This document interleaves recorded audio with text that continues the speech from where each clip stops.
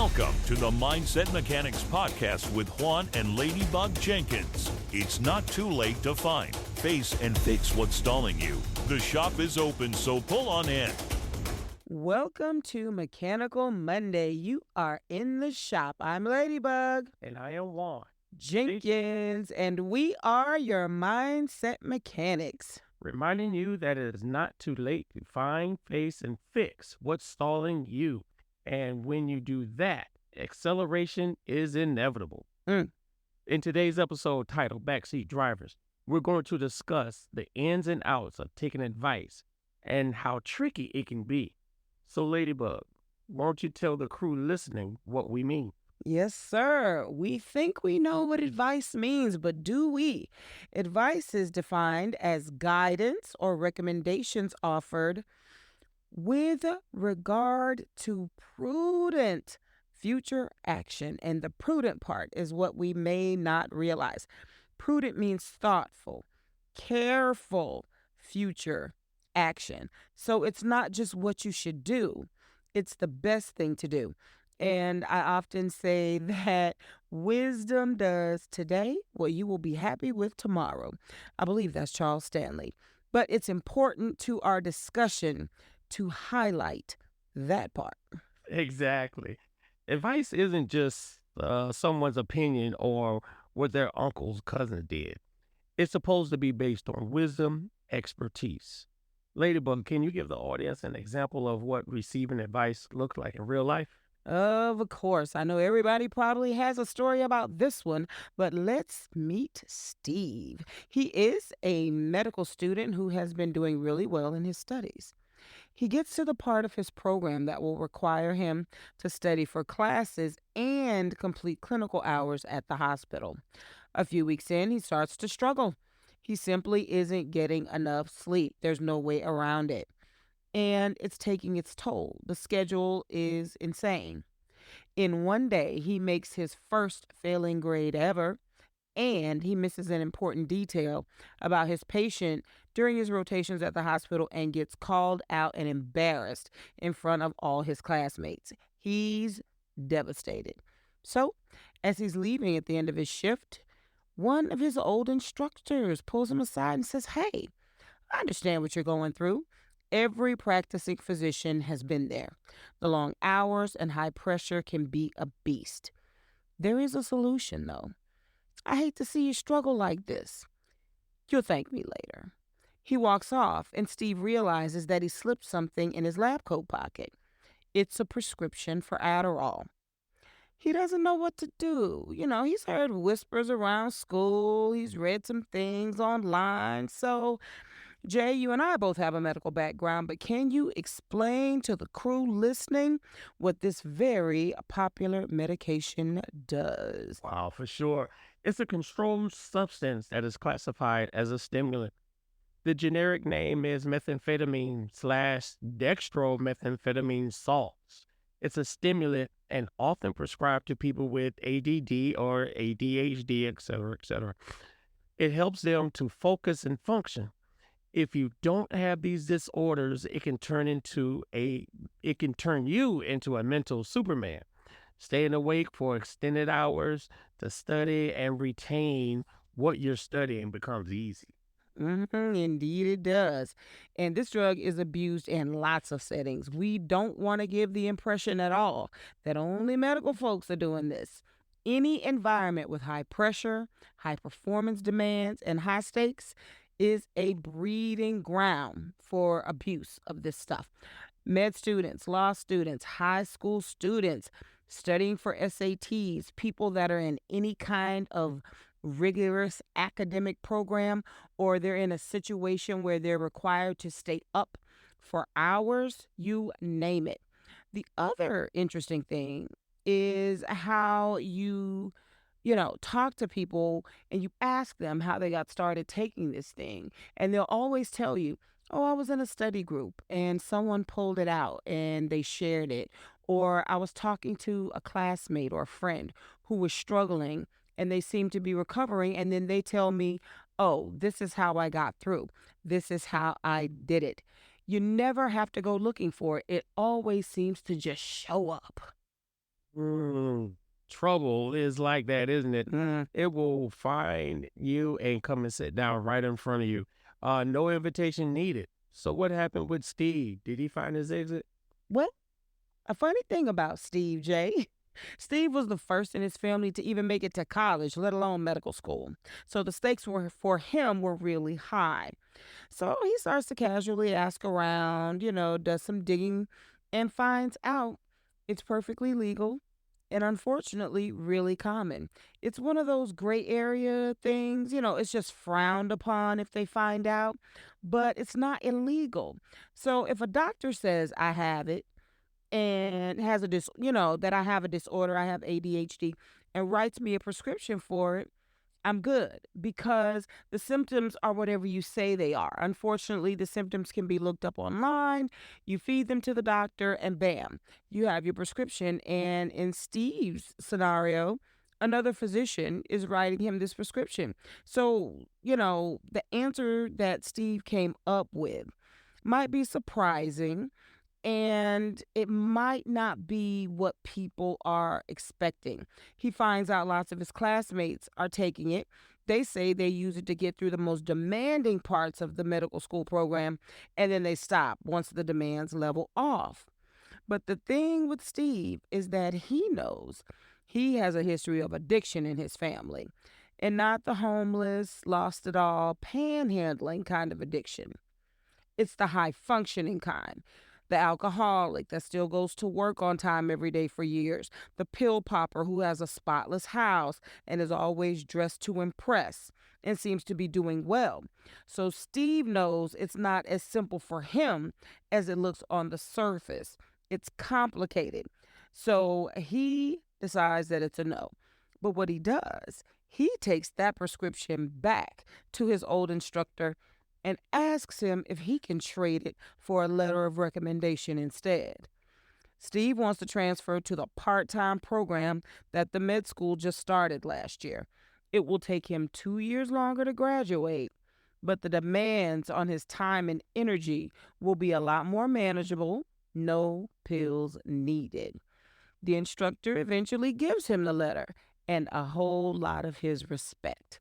It's not easy to admit that you're overwhelmed, feeling like you can't cut it, especially when you're a leader or you're in training to be, a decision maker. So Steve didn't find an exit. For him, it was more like a detour. It'll take him longer to get where he's going, but he will avoid the danger on this particular road. That's an interesting scenario. Lots of moving parts and things to consider. You often hear people say it's complicated when you ask them about a situation. This is an example of that. It is adult life and adult problems. They're rarely simple. They're rarely straightforward. There's usually lots of layers. Yes, indeed. I know we went in with Steve and that whole situation. Did you have a story time this week? Is it on? It's not on the outline. It's not. I struggled with sharing this and I'm still struggling with it right up until recording time. So, this story time is about me and it is about some of my own struggles. I have been in counseling a few times in my life, for the first time in high school and then early in our marriage, Jay, I had some counseling. And then again, let's see, 2022. And based on some of those counseling sessions, I got a recommendation to see a specialist. And, so I did. And I talked to her about one thing and another. And then she says to me, has anyone ever told you that you exhibit signs and symptoms of ADHD? And I laughed. But again, I grew up in the 80s and we didn't have all of these definitions. And while things existed, they weren't the norm. You didn't see it everywhere like you do now.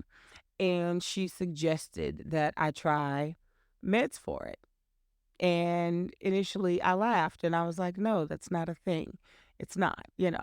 And she was like, well, why don't you just try it and see? And I was like, well, you can prescribe it, but I don't think so. And so I got the prescription, stuck it in my purse, you know, and went on about my business. And then one day, based on some conversations that she and I had, I was here in the house needing to get some things accomplished, and it's something that I struggle with. And I call it butterfly, like the joke, you're in the middle of doing something and you're like, butterfly. And then you flit off from one thing to another, and you have 10% of 10 things done, which is 100% if you add it all up. But you cannot look at any one thing that is finished. And that has been a struggle of mine for as long as I can remember. And so, because of that, I would just have this feeling that I haven't accomplished anything. It would make me feel sad. It would make me feel overwhelmed. And then it was like this vicious cycle, almost like I was chasing my tail. And I still remember like it was yesterday. At this point, that was over a year ago. And I was like, well, nothing beats a try but a fail. And so I took it and I went into my crafting room. And for anybody that is into crafting, sewing, quilting, if you have a wood shop in your garage, you already know what the devastation looks like after a big project. And I went in there and I worked for a solid 4 hours, and it was beautiful. Everything was neat. Everything was organized. I hung some shelves and put my digital cutters, my lasers up on the shelf. And a part of me wanted to cry. Not because the room was neat and organized. It is the most neat and organized room I've ever had in my life. But I felt normal. I felt what most people probably feel. Most people say, I need to clean up the kitchen. Most people say, I need to get the living room done. I need to redo my bed. And they do it. And they're able to focus on that one thing. I didn't feel high. I didn't feel floaty. I didn't feel, I was drunk once in my life. I didn't feel drunk. I didn't feel any of that. I felt even. I felt stable. I felt focused. And I got everything done that I said I would get done in a reasonable time frame. And I just sat there and I was like, is this what normal people feel like? Is this what most people feel like?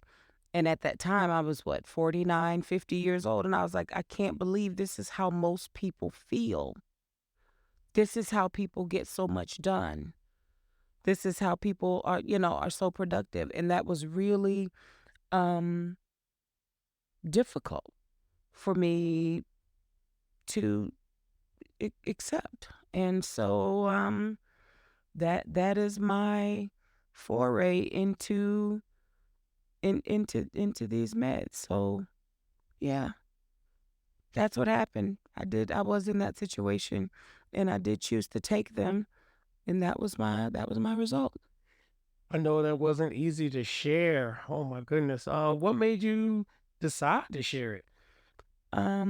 Oddly enough, like I said, even now I'm struggling to share it because I know how judgmental people can be, you know, and you'll hear people say, well, I have issues too, and I have things going on. I would never, and I have never, and my house is spotless, and I would just get it done. And so judgment is hard for me because I've had some issues with rejection, but it was our family devotion when we were reading about Paul and Silas. And well, to the crew, we have our family devotion. We read a Bible story, and then we go around the room and we ask everybody what they got from the story. So we read the story of Paul and Silas and how they were in prison for preaching about Jesus. And then they started to sing and praise the Lord, and the chains fell off and the doors of the prison opened. And we went around the room and everybody talked about what they got from the story. And then, it was, praising the Lord in every circumstance, which is absolutely true, trusting in God, all of that. But what I got from the story is that even though Paul and Silas were free, the doors were open, they were absolutely free to simply walk out They thought about the jailer. They knew what would happen to him. They would probably kill him for allowing the prisoners to escape. And it was more important to them that the jailer and then subsequently his family be saved and be free. And they chose to remain in that place longer than they had to look out for someone else. And that's kind of how it was for me in this situation. It's more important to me that someone know that they are not alone. Something I say may help them. It may trigger them to talk to someone. It may trigger them to get help. It doesn't have anything to do with medicine per se, but to just know that no matter how someone's life looks from the outside, everyone has struggles and they may have the same struggle that you have. Wow, that's wild. Yeah. The answer can be so simple sometimes that we miss it. So did you find your exit? Well, that's the interesting thing. Just like with Steve and his detour, um, the answer isn't always so simple. Where I ended up with these meds are I do not take them every day. But sometimes I find myself in a situation where I'm really overwhelmed, I'm really behind, and things are just not getting done. And so I consider them a tool for a time. And I want to be really clear that I prayed extensively before I even accepted the prescription from the doctor and picked it up. And then again before I started to take them. And that is ultimately um, what the Lord laid on me was a tool for a time, not a lifestyle, not a crutch, because I really want to be transparent. The reason they are a controlled substance, the rate of addiction is very high. So you have to be, you know, really careful. So my relationship with these meds is exactly that, a tool for a time. Like I said, I don't take them every day. And ultimately, where I am now is that I have gone to God and I continue to go to Him and I ask Him, show me, if it's your will, show me how to function and feel this way without these drugs. How to be, if it's a dietary plan, if it's a discipline, issue, whatever the issue is, show me how to get to this place of function and focus and productivity without this med. So I don't have that exit yet, but that is my desire. And that is my prayer. So this is the part of the podcast called the Rearview Mirror, where we, use the clarity of hindsight to share anything we've learned about our topic. So, what's in your rearview mirror on this one, Jay? Yeah, advice is necessary in lots of situations, and it's hard to make a sound decision with no input. You just have to be careful about who you take advice from, and then take everything into consideration before we even make a move. What's in your review on this one? Well, you can get different advice on the same situation from different people, and they can both be right. Now, I had one person tell me to just try the meds, and see how it affects you, while another one told me flat out not to because it has a high rate of addiction. And they're kind of both right, just not at the same time. So, advice can be seasonal and something can be okay for a time, just not for a lifetime. Wow, that is good right there. Proverbs 3, 5, and 6 says, trust in the Lord with all your heart and do not lean on your own understanding. In all your ways acknowledge him, and he will make you make straight your paths. That says to me that while we should seek wise counsel, ultimately we have to trust the counsel of the Lord. His advice is best. Yes, absolutely, Mr. Jenkins. So, what's up next, Mechanical Monday? Our next episode is titled, Do You Have a Spare? The Challenges of Cheating. Ooh, pop, pop, pop. Shots fired. So y'all pull up for that one. Thanks for stopping by the shop. We trusted help. I am Juan, And I am Ladybug Jenkins. reminding you that it's not too late to find, face, and fix what's stalling you. Amen. Amen. Thanks for stopping by the shop. Tune in next Mechanical Monday so you can get the tools to find, face, and fix your mindset and accelerate your life.